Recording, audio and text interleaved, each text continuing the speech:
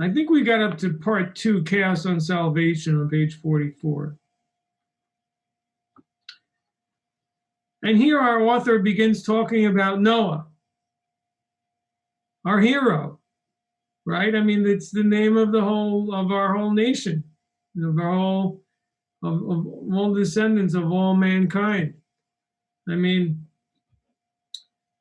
it's interesting because, Rashi brings that, there seems to be this comparison made between Noah and Abraham. And Abraham seems to win out, or maybe he doesn't. I mean, depending how you read it. But generally, it's often read as Abraham is. If you're familiar, I'll just repeat the famous Midrash in which it says that Noah was a righteous man in his generation, or generations. And so the sages comment, well, why does it say in his generations? Why was he? So one explanation is because only in his generation was he righteous, but if he would have lived in the generation of Abraham, he would have been nothing. In other words, he would never have been on the news if he'd be in Abraham's time. In other words, he wouldn't have been of any note because Abraham was so great. So that's one approach. The second approach says, no, he was righteous in his generation. He was in a tough generation. If he would have been Abraham's generation, he would have been higher. He would even have been on a higher level if he'd been in Abraham's generation. So that's a more positive way of looking at the two scenarios. But at the end of the day, they're both true. In other words, what we're saying really is that Noah, based on who he was, where he was in a vacuum, was not greater than Abraham. Abraham was greater. However, Abraham didn't live in a generation like Noah did. Noah lived in a much tougher generation. So that's a second view, says, well, okay, fine. But, if Noah would have lived in the Abraham generation and he would have met Abraham and Shem and so on and so forth, well, Shem was his son, but you get the idea. If he would have been around other righteous people, they would have strengthened each other. He would have gone up to a higher level. So, you can't really, it's not fair to look at him as he was, in a vacuum. So that's Noah. But the fact of the matter is what? God made the covenant with Noah for all generations of life on earth, no small matter. So, we can take our measuring sticks to Noah and say, was he righteous or was he righteous enough or he wasn't righteous enough? This isn't really the right way to approach the issue. The issue is that Noah was a man that he did God's will at the end of the day. I mean, later he made some mistakes, but God commanded him to build the ark. He did it. He brought in all the animals as he was commanded, and before all that, he stayed away from his whole generation, which was so lost and so immoral, and he stayed pure and was a nonconformist and stayed away from their ways. That's a very difficult thing to do. A man alone in the whole world, one man. So, and not only that, but he still protested. He still built the ark in front of all of them and told them that there's going to be a flood. You have to repent, just as God commanded him to do. He did that, according to the Midrash. So, he's quite a personality, really. I mean, and again, I mean, to me, the judge, I think what we really have to look at it is that from him flows life. From him, he saved the world. I mean, it's hard to think of something really a greater accomplishment than that. He saved the world. He saved all animal life. Without him, there would be nothing. And God made a covenant for all generations with man and with all creation, all the creatures through him. So let's take a look at what it says here. Part 2, Chaos and Salvation. After Enoch, Sefer Raziel was concealed until Noah arose, a righteous man in his generation. So we said earlier that this book by the angel with all the secrets of the Torah are there that was taught to Adam, was also studied by Enoch, was also very, very righteous and literally, went up like Elijah. as you saw, and you could look at if you look back at the previous text, previous paragraphs, discusses it in any event. So when Noah arose, what happened? Again, this book becomes revealed. So let's see what it says. At that time, a cry of anguish went up to heaven before God's throne of glory, for all flesh had corrupted its way upon the earth. So again, usually that's taken to refer to sexual immorality. That all flesh, the flesh has to do with with physical, physiological feelings, corrupted its way on the earth. The time had come for God to destroy the creatures he had made, but Noah found grace in the eyes of the Lord. Okay. I mean, the lessons of this story are clear. That God is a judge of man's actions, and those actions have very, very serious consequences if a man seriously veers off the path. But Noah, on the other hand, found grace in the eyes of God, even though all of man, but there was no collective punishment for Noah. No, since he was righteous, he was saved. Okay. The name Noah in Hebrew means rest or comfort, as his father Lamech said at Noah's birth. This one shall comfort us in our work and in the toil of our hands, which comes from the ground that the Lord has cursed. So Noah's name even meant comfort. Noah comforted mankind by inventing the plow and other farming implements, affording man rest from working the earth with his bare hands. So the first act of righteousness, or the most outstanding one, in the Noah story in the beginning, before the whole flood drama, is that he invented tools which made life easier for human beings. Noah was a master craftsman. His skill and ingenuity improved the quality of human life. From Noah, we learn that a measure of the righteousness of man is his compassion for people and his ability to turn compassion into deed. This is the world of action, and if compassion does not become deed, it is of small value.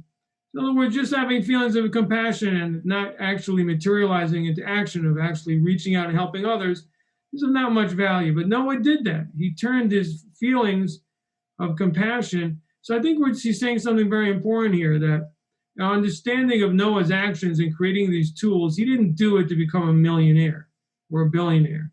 He did it because he wanted to help people. If through that he also made some money was a secondary point, but primarily he did it because he wanted to help his fellow human beings, that they shouldn't break their backs and toil so hard. So through his compassion and craftsmanship, Noah had the merit to be saved from the flood, along with his family and a remnant of Earth's species. Amazingly, our author makes a comment which I would say otherwise is not sourced. He's saying that the merit of Noah being saved was this, that he created these tools. Fascinating, because I would not necessarily think that was the case. I would think it was because he didn't fall into the sinful behavior of his generation. But that's not what he says here. There's other things Noah did, as we'll see later. For example, he studied Torah. And we'll get into that later.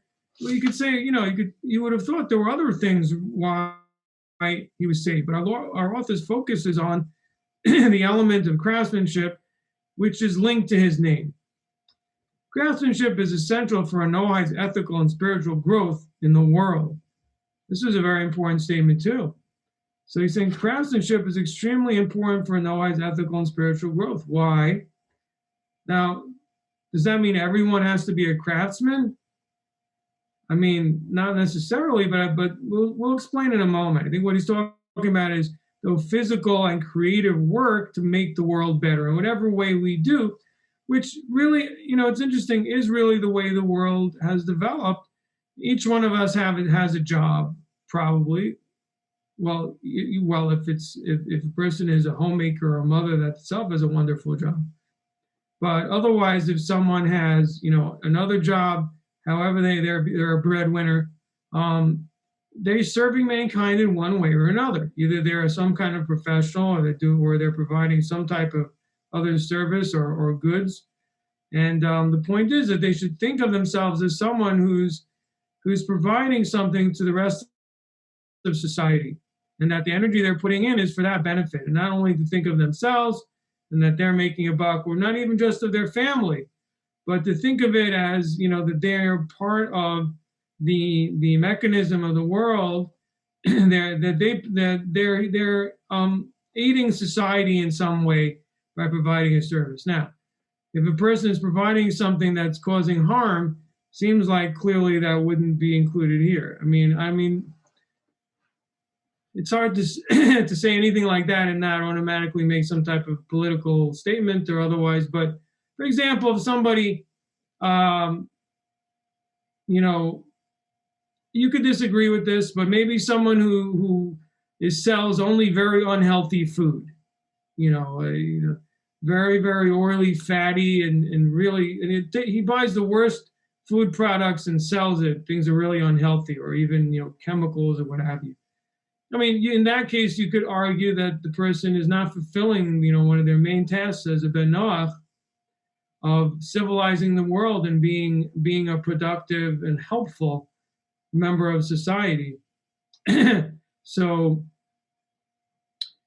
that's the thing to keep in mind. And luckily, we do live in a generation where there's so many ways a person could help, whether it's, in whenever they're doing, whether it's in technology, medicine, teaching, psychology.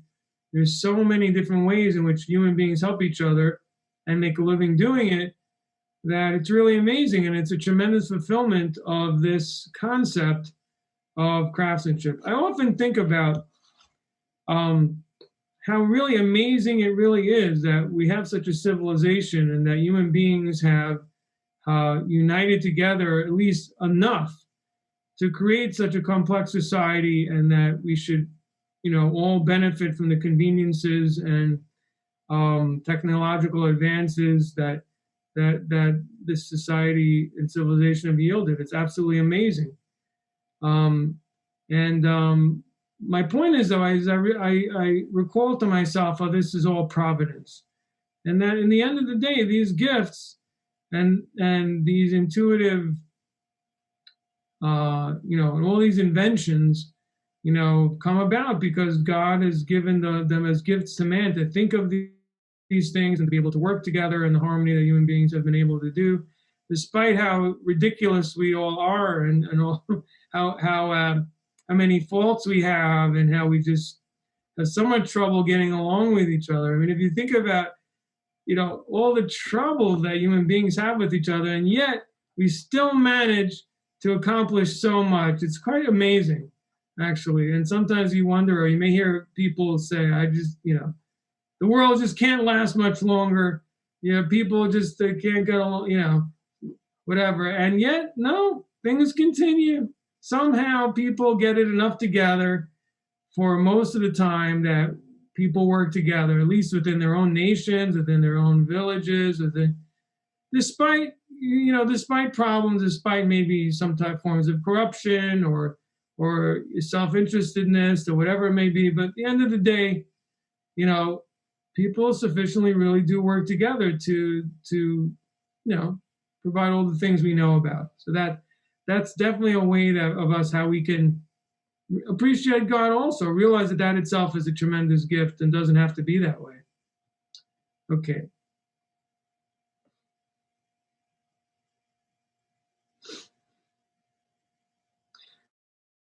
Craftsmanship is being defined here as skilled labor that makes or improves a product, such as Noah's invention of farming tools. A Noahide can attain liberation and enlightenment through his craft. As a craftsman, he or she can go almost anywhere on earth and he will always have garment and bread. As it says, when you eat from the efforts of your hands, you will be happy and it will be well with you. Craftsmen will always have bread and clothing. So the point is that our sages very much praise the craftsperson as someone who, because it's something, it's a skill, can never be taken away from him. Someone who makes a living due to business, they have no capital, they can't make a living anymore. If they go bankrupt, that's it. You can't buy and sell without cash, without some type of possessions to sell. However, the craftsman is never in that position because the skill is something he has in his hands and has in his head, and he can always do it. So that's considered a very positive thing and saves the person from possible thievery and charity and so on in his lifetime. Okay, page 46. The wise men of the East speak of craft as a form of meditation and action. It is raw power. 3 years of practice, the craftsman toil as a potter, carpenter, glazier, butcher, etc., becomes mentally and physically effortless. His hands execute intricate movements without need for his mind to consciously control them. When a butcher is an apprentice, he has to consider where to cut the thigh bone to separate it from the leg bone, often missing the mark and shattering the bone. But after practice and experience, the butcher does not have to consider where to cut. He just cuts, and the cut is perfect every time. Okay, so his point is that in the beginning it takes a lot of effort and concentration, but eventually it flows like water. And, it's just, it's like the back of his hand, as they say. When the craftsman loses self-consciousness as he works his craft, he enters a meditative state. Very interesting. So he's arguing that, a craftsperson goes into a meditative state. I often think about that in my own job, that it's something I don't have, kind of unfortunately. As a lawyer, I'm always thinking, and I've always have to, be reviewing the different paperwork and facts and whatever it is. And but a craftsperson or someone working in the fields, there's a kind of a peacefulness where you don't have to use your brain like that all the time, which I don't have. But anyway, let's continue. So he becomes empty and attains oneness with his craft and the product of his craft and the materials and tools which he works. So he's arguing that there's a certain unity that the craftsperson has between what he's doing and the object that he's working with. The master craftsman raises his awareness until he perceives his unity with all things and the unity of existence. Wow. So he's arguing that, again, through the craft, person could come to like a perception of the unity of all things. In other words, the unity of God, basically. From here, you can come to realize the oneness of God. In Zechariah 1:20, the prophet speaks about 4 craftsmen who are brought by God to terrify the enemies of Israel. Okay. There's no greater imitation of God than to be a craftsman, for God is the consummate craftsman. He created the world. The angel Raphael came to Noah in a dream and gave him Sefer Raziel. Noah meditated on its words and letters until the Spirit of the Lord rested upon him, and he was prophetically shown how to build the ark.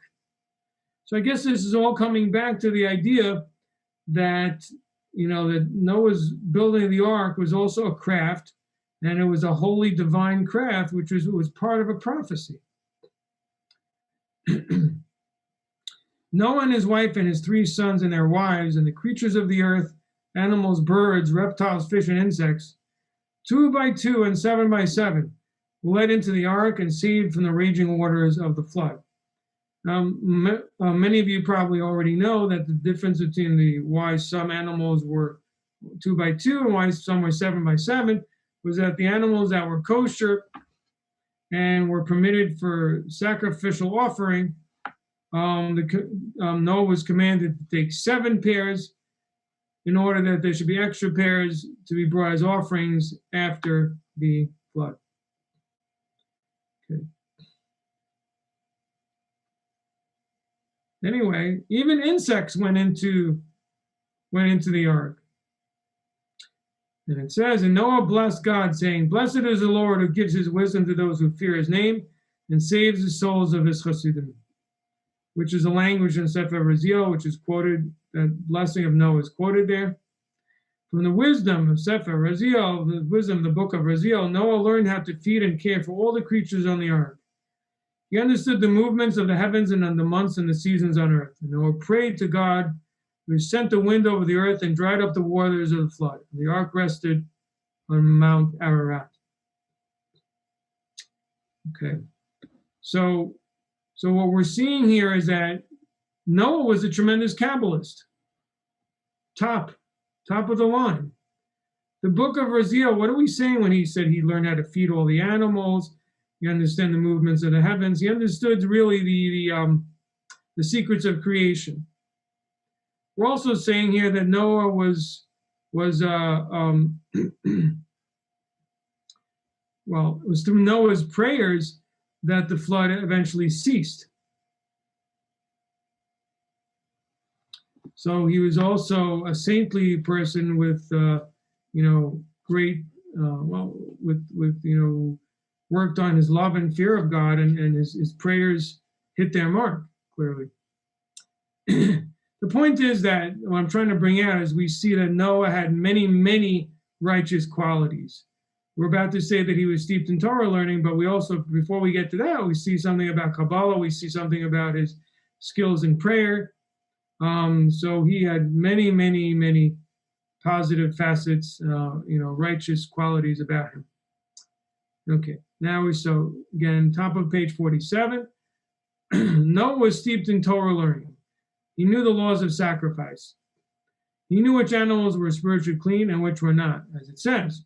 Noah built an altar unto the Lord and took of every clean beast and of every clean fowl and offered burnt offerings on the altar. So Noah already knew these laws that were to be given to Israel, of which animals were considered kosher and proper for bringing as an offering, both in terms of beasts, in terms of cattle and goats and sheep, and different types of birds. Which, by the way, the birds that are on the altar are what? That's basically pigeon and a dove, the only birds that are brought on the altar. Okay. He knew and observed the Torah's agricultural laws, as it says, and Noah, man of the earth, began and planted a vineyard. I'm not sure exactly what the allusion, it says that he planted a vineyard. How do we know that means that he followed the laws? It's a little bit unclear. In any event,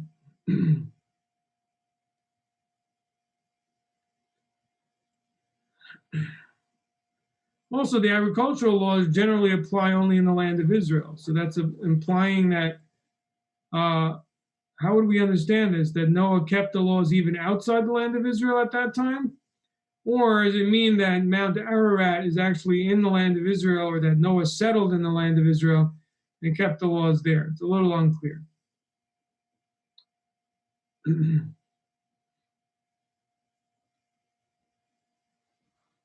What's not unclear is that Noah, according to our sages, studied the entire Torah. So that gets us to an interesting question, which I heard came up while I was out, and that has to do with the Ben Noach and Torah study. So here we have a clear proof that the children of Noah are permitted to study the whole Torah. Noah was not a Jew, and he studied the entire Torah. So how can we reconcile that with the idea that, that a Ben Noach or a non-Jew is not supposed to study Torah?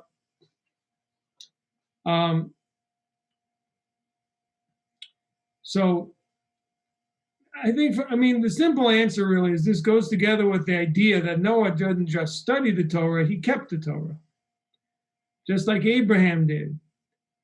And so the rule basically is that, if you're studying the Torah, with humility and with the yoke of heaven in order to keep it, then there's absolutely no problems. In other words, the Ben Noach who's taken upon himself the 7 laws, and then wants to add more, obviously he has permission to study and has permission to do so, as we know from Maimonides. Now, how can he keep? We know that a Ben Noach can keep, basically, almost all of the commandments, except there are a few exceptions that are exclusively for Israel. And that probably wasn't the case at the time of Noah. There was no Israel, so there was no such. Ross is shaking his head. Go ahead. No, you're right. There was no Israel at the time. That's what I'm trying to say. On the one hand, we're trying to say there was a complete whole Torah that Noah knew and everybody knew, but that's not actually the case, because if it had been the case, then when we got to Moses, what was there left for him to write? It's actually a question that in the Chabad Hasidic works asked that question. What was the whole Sinaitic experience? If the patriarchs kept the Torah according to the sages, then what was new about what happened at Sinai. Look, there are various answers to this question, but for one thing, the way in which the Torah was kept wasn't set in stone yet, and the design or the structure of the commandments were not necessarily the same. Again, as we've discussed in the past, I mean, the way Jacob and Abraham kept all the commandments was actually probably different, and they understood because it wasn't rigidly structured yet. It was more about how to communicate certain themes and ideas and expressions of the soul to God in this world. Kind of like prophecy. It's kind of like when God told the prophets to do different symbolic acts, whether it was in one case to take a harlot as a wife, in another case, to take up certain different sticks or whatever it may be, that they were commanded to do as a reflection of the divine will. And the idea is that the patriarchs did different acts in which, based on their sensitivity and knowledge of the divine movements, they understood how to, and also of morality, of how the proper behavior should be with every human being and with every creature in the world. So they acted inappropriately. But later on, it became, at the giving of the Torah, things became very finite, and that allowed the Torah to be a lot more accessible, because you don't have to know all of its secrets and know how to carry it out anymore. You can just do it even if you don't know the deep meanings behind it, and you can still stimulate those deep meanings just by doing it. So it's a tremendous gift, the change between before. So in other words, the Torah went from being an exclusive,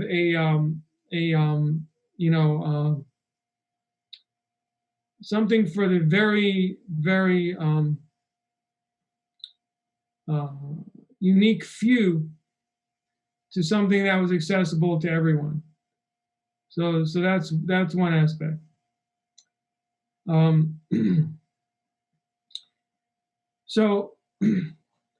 But just to bring up this point in terms of the halacha, in terms of Ben Noach, the big distinction between a Ben Noach and, as it seems to be the majority opinion about this, again, could be wrong, but it's my understanding, that the study of the Torah solely for its hypothetical sake is something that's a unique mitzvah given to Israel.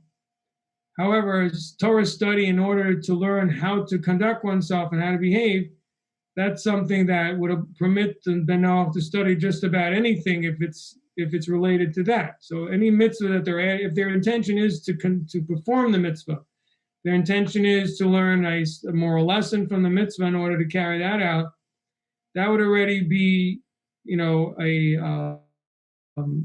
give license, so to speak, to study. The ideas are quite simple. I mean, the idea is that the Torah is something that is sacred and shouldn't be approached for academic reasons. It's not something that's to be studied just to know something. It's cute, interesting. I'll get a degree, I'll write a paper on it, something from the past, something, I blow the dust off it and talk about it. No. Yeah, it's something that is, it's a divine instruction, and we approach it with awe, and we approach it with a lot of seriousness, that it's something that it's an instruction for life. So as long as someone's doing that, there's no problem with studying, all the different parts that would be related to a Ben Noach in any way. So that would kind of just exclude the certain mitzvahs that relate specifically to Israel. So the Sabbath and putting on tefillin, I think, would basically be the only two that would apply to. There's a lot of different views about that too, which mitzvahs do apply. There are opinions that say that, again, everything, that we can learn from Abraham that Ben Noach couldn't voluntarily do all of the mitzvahs. So, but the majority opinion seems to be, again, that Sabbath, as we all know, that the Sabbath shouldn't be, because that's a special covenant with Israel. And similar, that tefillin is a special covenant with Israel. Those shouldn't be done. There's also views about Milah, different views about that, but it seems to be that, I believe that seems to be that the final conclusion in halacha that if the mila, if the circumcision is being done for what's called rational reasons, which is then it's also would be permitted for a benoach to do as well. Okay.